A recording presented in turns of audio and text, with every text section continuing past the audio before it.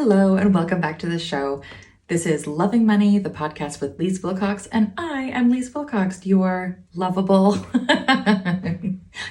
and humble host. I have been a strategic life and business coach for the better part of 10 years.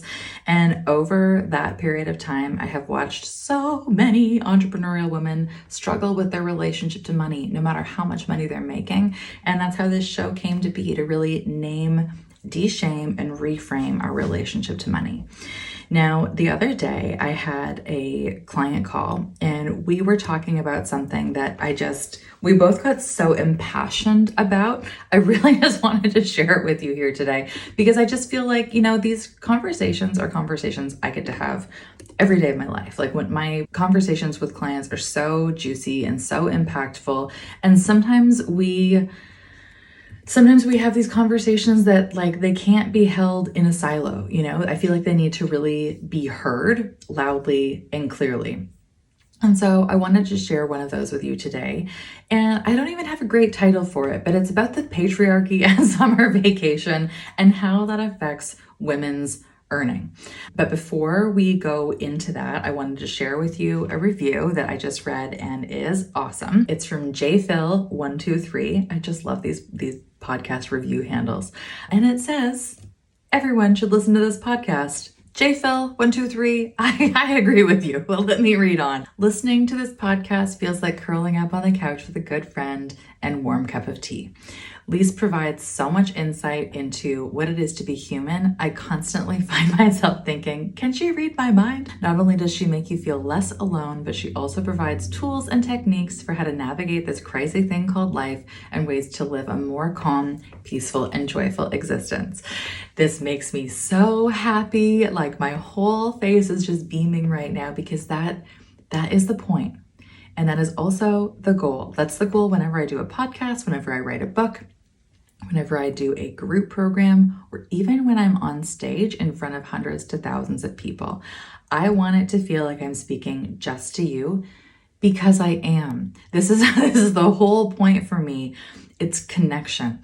This naming, de-shaming, and reframing, it's all based on how do we connect to have these conversations that we're all having inside of our heads, but very seldom do we feel like it's safe enough for us to have those conversations out loud.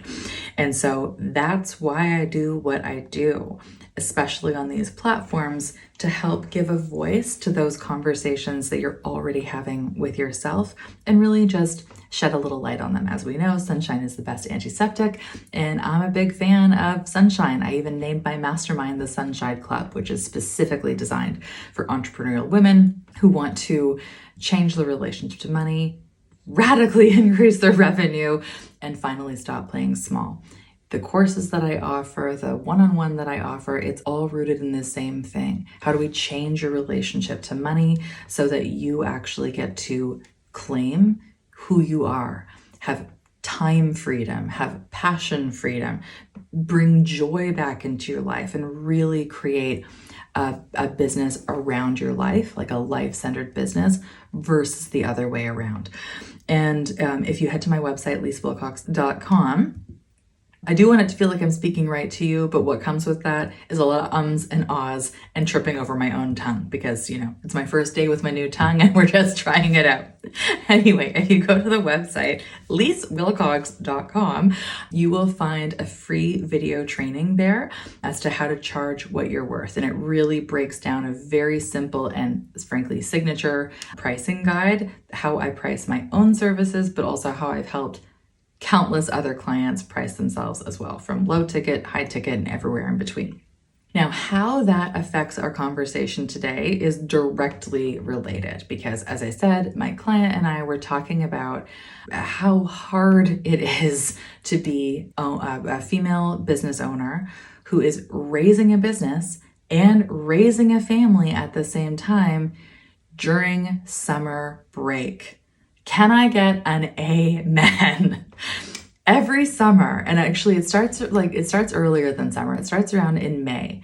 I start having all these flashbacks or these visions of images I was sold by the media, movies, whatever, that summer is supposed to be this time of easy breezy, casual living, throwing the kids in the backyard, everybody's over barbecuing, and everybody is just like ultra relaxed. I don't know where this narrative came from, but maybe they were relaxed because they were taking some kind of Valium or Xanax. Summer, come at me, but summer is not stress-free or carefree or easygoing. Summer is stressful as hell because if you have kids and if you have a business, suddenly when the kids are no longer in school, you are left doing double duty. And again, this is a sorry, not sorry. Most of the time, that responsibility falls to the mom. It falls to the woman. It falls to the female energy in the dynamic to make this summer happen while you're managing all of your own roles and responsibilities. A little bit of a history lesson. The reason that we have typically like a 10-month calendar for like a 10-month school year with a 2-month break is based on this old agrarian farmer model in which we used to require the children to be home working on the farm to do all the harvesting. You may have noticed that most of us don't live like that, like anymore. Most of us are no longer a part of this agrarian lifestyle that requires not technology, but child labor to get it done and make it happen. So somewhere along the lines, we kind of detached from like the purpose or the relevance of this model, and we kind of just kept going because it's what we've always done. So again, we used to send kids to school for 10 months of the year and pull them out for 2 months so they could be at home farming with us. Now, a couple of assumptions are made in that equation. One, that we have a 2-parent family, that they're both home on the farm working and they require the kids to be there. Then the division of labor goes to not only running the farm, but running the home, and the children are a part of both of those things. Again, call me crazy, but in the last, 200 years or so, things have changed. And now those assumptions that we have 2 parents at home and that one is available to do the child rearing and one is available to do the business rearing or the money rearing, like it just doesn't hold up anymore. So now we have this antiquated model where we're removing kids from school for 2 months of the year, which, by the way, isn't great for kids. Like, yes, we need a break, but talk to any teacher and tell me that they're actually teaching in June. Tell me, honestly. Are they teaching in June? No.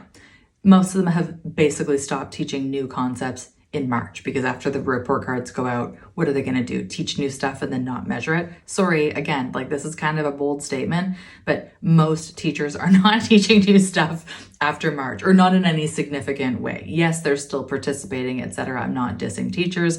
However, there's not a lot of new learning happening. June is a write-off. At my kids' school, they literally watch movies for most of June. It's ridiculous. Then we have September. Well, guess what? After the kids have had like a couch potato brain moment for the past 2 months, and that's just at home, not even accounting for the very, very sparse learning they're doing from like March to June. Now September is full of mostly review because nobody remembers how to do anything. So really our school year, and again, I know some people are going to get offended by this, but I stand behind this as truth. Our school year really goes from, certainly where I live, October to March. And in that time, we still have Thanksgiving, we still have Christmas break or the winter break, we still have a spring break in March. Like there's so much vacation time in there that there's not a lot of learning that's actually happening. Sorry, unpopular opinion perhaps, but also not far removed from the truth. So we're pulling kids out for 2 months of the year. They're not getting a lot of learning in there that totally interrupts their ability to concentrate and embody the learning experientially because they're just not getting enough time to put it into practice, right? Yes, being at home is important. Yes, play, adventure, exploration.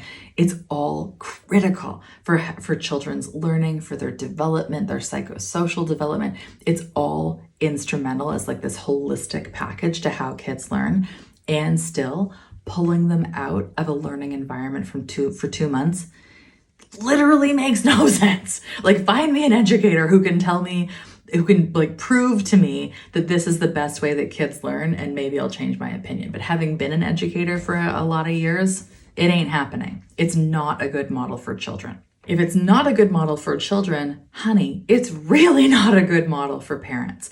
Because, I was a single mom for years, having kids out of school while working from home and trying to find a way to either keep them occupied, or I'm a big fan of, like, I used to be a Montessori teacher. So like, I'm really, really big into self-directed play, self-directed learning. Cool. I can make that happen for my children, but it doesn't negate the fact that they still need to eat 5 to 6 times a day, and that somebody needs to go get the groceries to make that happen. But the person who's responsible for getting the groceries is also the person responsible for making the money to go get the groceries, et cetera, et cetera. It's so much pressure for single parents, and it's so much pressure even for 2-parent households. We have kids who are now out of school who either require childcare or some kind of activity, either outside the home or inside the home. If it's inside the home, that assumes one of those 2 parents is able to stay at home with the kids. Guess who that is going to fall to? Again, I don't know if this is an exact stat, but just speaking hyperbole, I'm willing to bet that 9 times out of 10 in a hetero couple, it's going to be the mom who's staying home.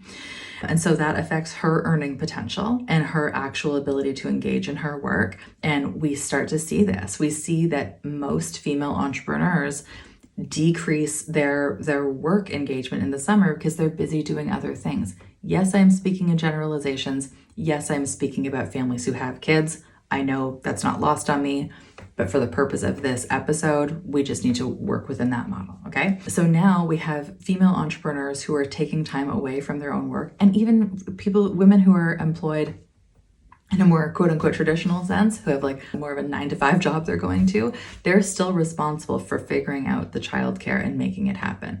It's not fair. I think that's what I'm ultimately getting to. It's not fair.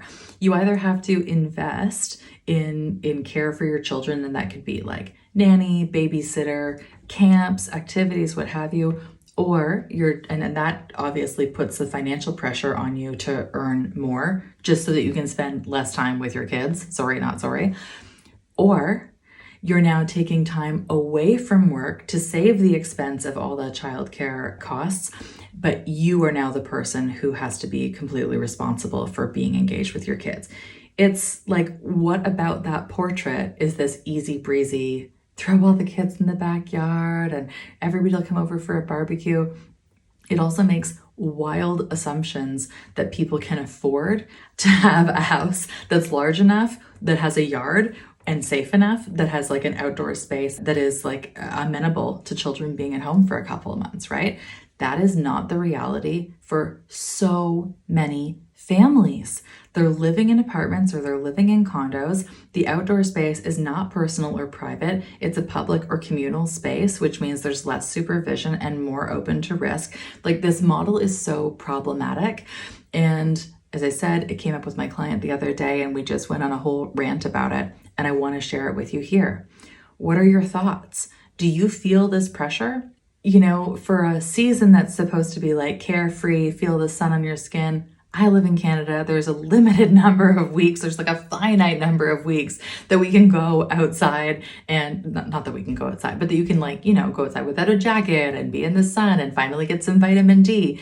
Otherwise it's pretty cold, or it's pretty rainy, or it's just pretty uncomfortable outside unless you're like really into outdoor activities, which for some of us, we're not, unless you count drinking coffee outside, in which case that makes us outdoorsy.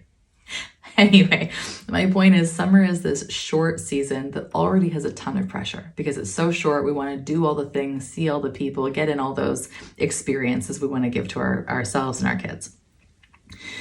If you then have the pressure of like, okay, but you also have to work full time, or stop working so that you can work full time so that you can afford putting your kids in activities, or stop working so that you can afford the time to be at home with them. It's so much massive pressure, to the extent that personally, I dread summer. I dread summer. I dread summer. like take summer away because it's a season that doesn't make any sense. Yes, if I could just sit beside a pool drinking coffee and like icy Perrier, or if I could sit at the cottage, somebody's cottage, and like look out at the water again with, mocktails or coffee and a great book. Yeah, bring the heat. Like, give me summer. But unless you're in that very privileged 1%, that's not how like 99% of us are living and existing in summer break. Even when you're making multiple six, and into 7 figures, that's probably not your lifestyle because it doesn't make a lot of sense across the board in this holistic way. There are other pressures, there are other logistical problems that get in the way of having this easy breezy, packaged up middle class dream that we were sold as some kind of illusion. How do you feel though? It's like, let me tell you how I really feel about it. I'd really love to know how you feel. Do you love summer? Are you this like magical unicorn who has found a way of making it work and you don't find it stressful? Let me know on Instagram. Share your thoughts and tag me at Leisse Wilcox. I really want to know what you have to say. If you're on like team anti-summer here, let me know that too, because I always joke that like if you're in a friendship or an intimate partnership, like, yeah, it's really great when you have so many overlapping interests, but the real bond comes from hating all the same things. So if you're with me and you like hate summer, please share it on Instagram, tag me at Leisse Wilcox, and let me know your thoughts. The way that my client and I were discussing this the other day is the way I'm gonna kind of wrap it up here with you, that we need a change. Like, we need to move away from this very problematic, very exclusive, very linear, narrow definition of what families look like now. And we need to move away from this stupid agrarian calendar. Don't even ask me how I feel about daylight savings time, but we need to really move away from this like ridiculous, antiquated model of pulling kids out of school for months at a time and putting all the pressure usually on the mom, but we'll say families, but I'm gonna, between the lines be like, it's the moms. And we need to find a better way that shifts the school year. As a teacher, I advocated for this too, but to have a continuous learning cycle. So, maybe it looks like we go to school for 3 months and have a week off, or we go to school for 3.5 weeks and we have a long weekend. And same thing, it's lather, rinse, repeat. You go to school 12 months a year and just have more long weekends, because that's so much easier. It's so much more manageable. It's so much more affordable, not only in money, but in time and energy, that you're having this nice distribution of like continuous learning with a little break, continuous learning and a little break. It makes life so much easier to plan for. And again, bottom line, it's also way better for how kids actually learn and engage in their own development and education. So you tell me, do you agree with me? Should we be moving away from this stupid system and allow ourselves to live in a less patriarchal paradigm or institution that puts the pressure on mom to just be everything to everyone all of the time? Or are you happy with the way that it is? No judgment either way. I'm really, as I said, like this conversation came up and I was ranting about it in my head and I was like, oh, this can't be an Instagram post. This has to be a podcast. So I'm hoping that you stand with me and that you've gotten a lot of value out of this. Go ahead and leave that feedback on the podcast review page if you like.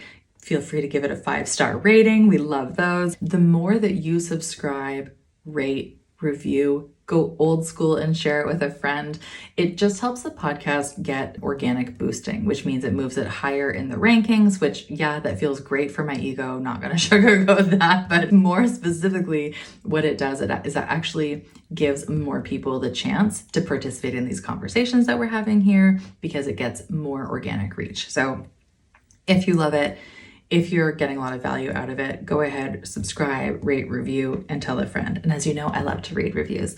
So there you have it. I'm done with summer. I'm over the agrarian calendar. I am so into the re-empowerment of families to do what works for the majority. You know, I know you can't please everyone all the time, but for the majority of families, there has to be a better way of structuring the school year so that it's less pressure on families to earn, and spend. There has to be a way, like, I'm not even saying that it's not rhetorical. There is a better way. It's just fact. There is a better way to do this. And we really need to get hip to the modern times. Like, we need to get out of the 20th century and God, the 19th century, and just be more current with the reality of the way that most of us are living in modern day times. Thanks for being here. Just a quick one today. More of a diatribe than anything else, but as I said, I'm really keen to know your thoughts as well. Go ahead and join me on Instagram at Leisse Wilcox. Sometimes I'm on TikTok at Leisse Wilcox as well. LinkedIn at Leisse Wilcox, but TikTok and LinkedIn I find much more difficult to navigate, which is why I'm such an Instagram girl.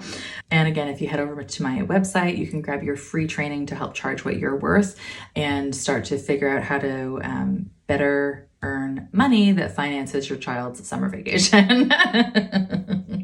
I also have the course available there for you, Loving Money, 7 days to turn your self-sabotaging money beliefs into long-lasting success. And if you use the code Loving Money at checkout, then you take like $20 off the top, which you can use to go get ice cream for your kids, or you just actually take the afternoon off and go spend $20 on yourself, grab a coffee, sit by the lake, read your book. That's what we'll call it. You save that $20, go buy yourself a nice new book, grab yourself an iced latte, and then you can go sit by somebody's pool or sit by the lake and really just do you. Thank you so much for spending your very valuable time here with me. When you change your relationship to money, you change your relationship to your life. And I applaud you for taking this 23 minutes of your time and doing that like 1 minute at a time. I'll see you next time.